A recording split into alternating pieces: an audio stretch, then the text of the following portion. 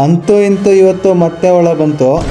ನಮಸ್ಕಾರ ಕರ್ನಾಟಕ, ಮತ್ತೊಂದು ವಿಡಿಯೋಗೆ ಸ್ವಾಗತ. ಈ ಒಂದು ವಿಡಿಯೋನ ಕೊನೆ ತನಕ ನೋಡಿ. ಹುಳ ಬರಕ್ ಮುಂಚೆನೆ ಅಂಗಡಿ ಹತ್ರ ಹೋಗಿ ಪೇಪರ್ ರೋಲ್ ಒಂದು 3 ತಗೊಂಡೆ, ಮತ್ತೆ ವೆಕ್ಟರ್ ವಿಜೇತ ಪೋರ್ಟ್ ಒಂದು 15 ತಗೊಂಡೆ, ಮತ್ತೆ ಎ ಪೌಡರ್ ಒಂದು 10 ತಗೊಂಡೆ. ನಮ್ ಹುಳ ಮನೆಯಲ್ಲಿ ಇರುವೆ ಕಟ ಜಾಸ್ತಿ, ಅದಕ್ಕೆ ಸೆರಿಗಡ್ ಒಂದು ಪ್ಯಾಕೆಟ್ ಎತ್ಕೊಂಡೆ, ಮತ್ತೆ ಗೋಡನ್ ಕಡೆ ಹೋಗಿ ಪೇಪರ್ ಬಂಡಲ್ ಎತ್ಕೊಂಡೆ, ಮತ್ತೆ 20 kg ಮಹಾನಂದಿ ಸುಣ್ಣ ಬ್ಯಾಗ್ ಒಂದು 2 ತಗೊಂಡೆ. ಈ ರೀತಿಯಾದಂತ ರ್ಯಾಟ್ ಗಮ್ ಒಂದು 4 ತಗೊಂಡೆ. ಏನಕ್ಕೆ ಅಂತ ಮುಂದಿನ ವಿಡಿಯೋದಲ್ಲಿ ತಿಳಿಸ್ತೀನಿ. ಮತ್ತೆ ತಗೊಂಡಿರೋಲ್ಲ ಈ ರೀತಿ ಗೊನೆ ಚೀಲಿಗೆ ಹಾಕೊಂಡು ಮತ್ತೆ ಗಾಡಿಗೆ ಈ ರೀತಿ ಕಟ್ಕೊಂಡೆ. ಮತ್ತೆ ಹುಳ ಮನೆ ಹತ್ರ ಬಂದಿದ ತಕ್ಷಣ ಈ ರೀತಿ ಮರಕ್ಕೆ ಈ ರೀತಿ ಪೌಡರ್ ಹಾಕೊಂಡು, ಏನಕ್ಕಪ್ಪ ಅಂದ್ರೆ ಇರುವೆ ಬರ್ದಿರೇ ಇರ್ಲಿ ಅಂತ. ಇಷ್ಟಿಗೂ ಈ ಸೆರಿ ಗಾರ್ಡ್ ಪೌಡರ್ ನ ಯಾವಾಗ ಹಾಕೋಬೇಕಪ್ಪ ಅಂದ್ರೆ ಇನ್ನೇನು ಹುಳ ಬರಕ್ಕೆ 4-5 ಗಂಟೆ ಮುಂಚೆನೆ ಹಾಕೋಬೇಕು. ಪೌಡರ್ ಎಲ್ಲ ಹಾಕಿ ಮುಗಿಸಿ ಮತ್ತೆ ಒಂದ್ 2 ಸ್ಟ್ಯಾಂಡ್ ಗೆ ಈ ರೀತಿ ಪೇಪರ್ ಹಾಕೊಂಡ್ವಿ. ನಾವು ಪ್ರತಿ ಬಾರಿನೂ 2 ಸ್ಟ್ಯಾಂಡ್ ಗೆ ಪೇಪರ್ ಏನಕ್ಕಪ್ಪ ಹಾಕ್ತಿವಿ ಅಂದ್ರೆ ಕೆಳಗಿನ ಸ್ಟ್ಯಾಂಡ್ ಅಲ್ಲಿ ಹುಳ ಇಳಿಸ್ಕೊಂತೀವಿ, ಮತ್ತೆ ಮೇಲಿನ ಸ್ಟ್ಯಾಂಡ್ ಗೆ ಏನಕ್ಕಪ್ಪ ಅಂದ್ರೆ ನಮ್ಮ ಹುಳ ಮನೆ ಶೀಟ್ ಮನೆ ಆಗಿರೋದ್ರಿಂದ ತುಂಬಾ ಸೆಕೆ ಮತ್ತು ಚಳಿ ಆದಾಗ ಮೇಲಿನ ಸ್ಟ್ಯಾಂಡ್ ಏನಪ್ಪಾ ಮಾಡುತ್ತೆ ಅಂದ್ರೆ ಹಾಕಿರೋಂತ ಪೇಪರ್ ಸೆಕೆ ಮತ್ತೆ ಚಳಿನ ಸ್ವಲ್ಪ ಕಂಟ್ರೋಲ್ ಮಾಡುತ್ತೆ. ಮತ್ತೆ ಫೈನಲ್ ಆಗಿ ಹುಳ ಸಹ ಬಂತು. ಮತ್ತೆ ಬಂದಿರೋಂತ ಹುಳನ ಈ ರೀತಿ ಸ್ಟ್ಯಾಂಡ್ ಅಲ್ಲಿ ಇಳಿಸ್ಕೊಂಡು ಮತ್ತೆ ನೀಟಾಗಿ ಸರಿಸ್ಕೊಂಡ್ವಿ.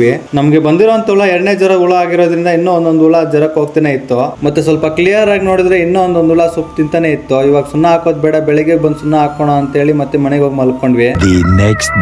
ಮತ್ತೆ ಮಾರನೇ ದಿನ ಬೆಳಿಗ್ಗೆನೆ ಬಂದು ನೋಡೋಷ್ಟೊತ್ತಿಗೆ ಪ್ರತಿಯೊಂದು ಹುಳನ ಜ್ವರಕ್ಕೆ ಹೋಗಿತ್ತು. ಇವಾಗ ಸುಣ್ಣ ಚೆಲ್ಕೋಬಹುದು ಅಂತ ಹೇಳಿ ಮತ್ತೆ ಒಂದ್ 2 kg ಸುಣ್ಣಗೆ ಅರ್ಧ ಪ್ಯಾಕೆಟ್ ಪೋರ್ಟ್ ಹಾಕೊಂಡು ಮತ್ತೆ ಸುಣ್ಣ ಚೆಲ್ದೆ. ಇಷ್ಟಿಗೂ ಹುಳ ಜ್ವರಕ್ಕೆ ಹೋದಾಗ ಏನಕ್ಕಪ್ಪ ಸುಣ್ಣ ಚೆಲ್ಕೋಬೇಕು ಅಂತ ಹಲವಾರು ಜನಕ್ಕೆ ಗೊತ್ತಿರೋದಿಲ್ಲ. ಈಗ ಹೇಳ್ತೀನಿ, ಪ್ರತಿಯೊಬ್ರು ತಿಳ್ಕೊಳ್ಳಿ. ಸುಣ್ಣ ಮತ್ತೆ ಪೋರ್ಟ್ ಎರಡು ಚೆನ್ನಾಗಿ ಮಿಕ್ಸ್ ಆಗಿ ಹೀಟ್ ನ ಪ್ರೊಡ್ಯೂಸ್ ಮಾಡಿ ಹಾಕಿರೋಂತ ಸೊಪ್ಪನ್ನ ಒಣಗೋಗಕ್ಕೆ ಸಹಾಯ ಮಾಡುತ್ತೆ. ಮತ್ತೆ ಸಾಯಂಕಾಲ ಬಂದ್ ನೋಡೋಷ್ಟೊತ್ತಿಗೆ ಪ್ರತಿಯೊಂದು ಹುಳನ ಜ್ವರ ಇದ್ದಿತ್ತು. ಇನ್ನೇನ್ ಸೊಪ್ಪು ಹಾಕ್ಬೇಕು ಅಂತೇಳಿ ಮತ್ತೆ ಸೊಪ್ಪು ಯಾಕೆ ತೋಟ ಕಡೆ ಬಂದೆ. ಮತ್ತೆ ಕಟ್ರೆ ಎತ್ಕೊಂಡು ತೋಟ ಕಡೆ ಬಂದೆ ಸೊಪ್ಪು ಕೊಯ್ಯೋಣ ಅಂತೇಳಿ. ಈ ತೋಟ ಏನ್ ಜಾಸ್ತಿ ದೂರ ಇಲ್ಲ, ಹುಳ ಮನೆ ಮುಂದ್ಗಡೆ ಇರೋಂತ ತೋಟ ಏನಿದೆ. ಸೊಪ್ಪು ನೋಡಬಹುದು ಯಾವ ರೀತಿ ಬಂದಿದೆ ಅಂತ. ಮತ್ತೆ 2 ಸೊಪ್ಪುಗಾಗೋ ಅಷ್ಟು 6 ಕಟ್ಟೆ ಅಷ್ಟು ಸೊಪ್ಪು ಕಟ್ ಮಾಡಿದ್ರೆ ಏನಕ್ಕಪ್ಪ ಅಂದ್ರೆ ನಮ್ ಕಡೆ ಮಳೆ ಯಾವಾಗ ಬರುತ್ತೆ ಅಂತ ಮಳೆಗೆ ಗೊತ್ತಿರೋದಿಲ್ಲ. ಅದಕ್ಕೆ ಒಂದು 6 ಕಟ್ಟೆ ಸೊಪ್ಪು ಕಟ್ ಮಾಡಿದೆ. 2 ಸೊಪ್ಪುಗಾಗೋ ಅಷ್ಟು ಕಟ್ ಮಾಡ್ಕೊಂಡು ಬಂದಿರೋಂತ 6 ಕಟ್ಟೆ ಸೊಪ್ಪಲ್ಲಿ 3 ಕಟ್ಟೆ ಒಳಗಾಗದೆ ಹಾಕಿರೋಂತ ಸೊಪ್ಪು ಈ ರೀತಿ ಕಾಣಿಸ್ತಿದೆ. ಮತ್ತೆ ಜ್ವರ ಇದ್ಮೇಲೆ 2ನೇ ಸೊಪ್ಪು ಈ ರೀತಿ ನಾವು ಎ ಪೌಡರ್ ನ ಬಳಸ್ಕೊಂತೀವಿ. ಇಷ್ಟಿಗೂ ನಾವು ಎ ಪೌಡರ್ ಏನಕ್ಕಪ್ಪ ಚೆಲ್ತೀವಿ ಅಂದ್ರೆ ಯಾವುದೇ ರೀತಿಯಾದಂತ ವೈರಸ್ ಮತ್ತೆ ಯಾವುದೇ ರೀತಿಯಾದಂತ ರೋಗ ಬರದೇ ಇರ್ಲಿ ಅಂತ, ಮತ್ತೆ ಸೊಪ್ಪು ಕೂಡ ಚೆನ್ನಾಗಿ ತಿನ್ಲಿ ಅಂತ.